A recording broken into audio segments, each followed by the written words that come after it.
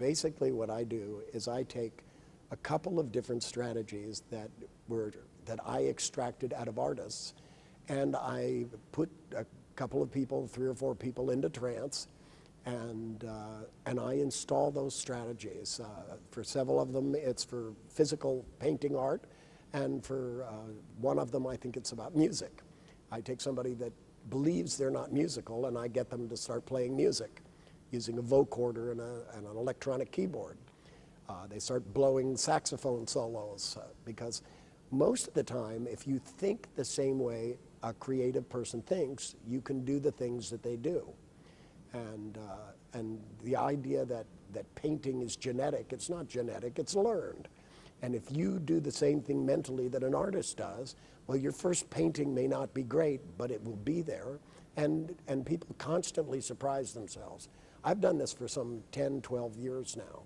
And the first time I did it, I was at Regent's College in London, and I just had met some artists on the Thames, and I sat there and got them to explain to me how they thought about painting, and sat down, and like one of them, literally, when they looked at something, they saw a big hand in the sky with a paintbrush in it, and the paintbrush outlined the tree, and he put the right color on it. And what he did is he took his own hand and he ran a wire from the one in his mental image to the one in his hand, and literally, as one hand moved, the other would move. And it gave him a way of translating the images in his head onto the paper.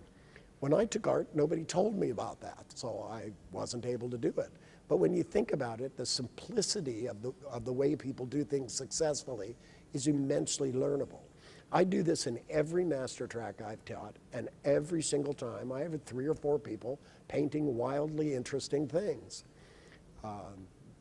To me, a lot of people think talent is genetic.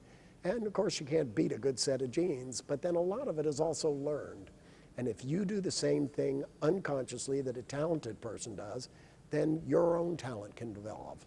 This is when they talk about the human potential movement back in 40 years ago, it seemed like it never got going. NLP is the motor that will drive this into real behavior. We get stuff done.